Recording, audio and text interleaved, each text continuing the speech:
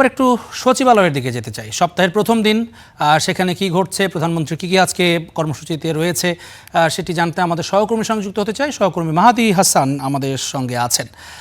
মাহাদি, আমাকে শুনতে পাচ্ছেন নিশ্চয়ই? বলটা আপনার কোর্টেই ঠেলে দিই। আজকে সচিবালয়ে কি চলছে, কি চলবে? ধন্যবাদ জ্যাভলিন। সচিবালয়ে আজকেও যথারীতি প্রধানমন্ত্রী আসবেন আসবেন এই ক্ষেত্রেই আসলে গতকালকে প্রধানমন্ত্রী তারেক রহমান জানেন যে সংরক্ষিত মহিলা আসন যেটি বরাদ্দ হবে বা নির্ধারিত হবে সেটি নিয়ে দলীয় কার্যালয়ে বেশ ব্যস্ত ছিলেন।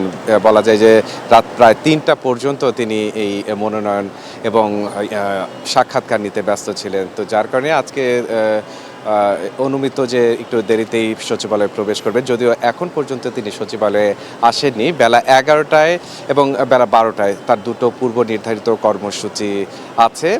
পানি বিষয়ক ব্যবস্থাপনা নিয়ে একটি বৈঠক রয়েছে, সেখানে পানি মন্ত্রী থেকে শুরু করে সচিব অন্যান্যদের উপস্থিত থাকার কথা রয়েছে। এর পাশাপাশি 12টায় জ্বালানি বিষয়ক একটি সভা রয়েছে। এ দুটি মূলত প্রধানমন্ত্রী কেন্দ্রিক কর্মসূচি সচিবালয়ে তার। আর এর বাইরে বেলা 1টার দিকে বাণিজ্য মন্ত্রী আমির খসরু মাহমুদ চৌধুরী তিনি একটি ব্রিফিং করবেন। জানেন যে IMF-এর একটি বৈঠক হয়েছে সম্প্রতি, এবং বৈঠক পরবর্তী বাংলাদেশের যে অর্জন বা বাংলাদেশ কী কী বিষয় নিয়ে আলোচনা করেছে সেই বিষয়গুলো ধরেই মূলত এই ব্রিফিংটি হবে। আর প্রধানমন্ত্রীর কর্মসূচির কথা যেটি বলছিলাম, 11টায় পানি ব্যবস্থাপনা বিষয়ক যে কর্মসূচি, তাতে আপনি জানেন যে বিএনপির নির্বাচনী অঙ্গীকারের অন্যতম একটি পানি ব্যবস্থাপনার অঙ্গীকার।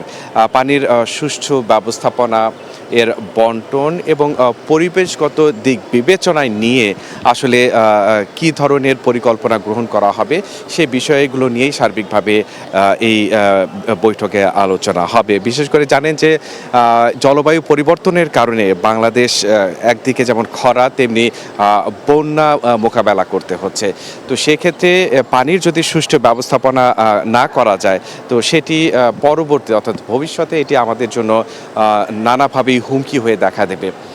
এর পাশাপাশি জানেন যে জলাধার প্রকৃতির ভারসাম্য রক্ষায় জলাধার নিয়ন্ত্রণের জন্য যে ধরনের পদক্ষেপগুলো প্রয়োজন সেগুলো বিবেচনা করা হচ্ছে।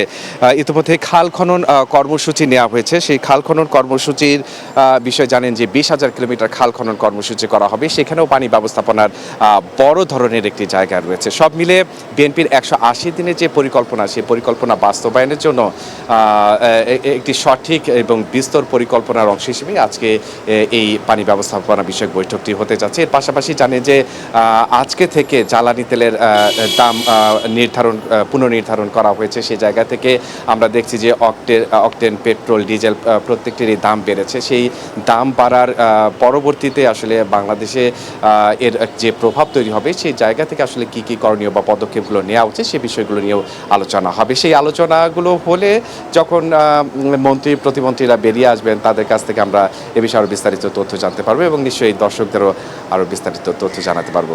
জাভলিন। ধন্যবাদ মাহাদি, আমরা সেই অপেক্ষায় থাকলাম। আপনি কথা বলবার পরে আমাদের দর্শকদের জন্য আরও বিস্তারিত জানাবেন।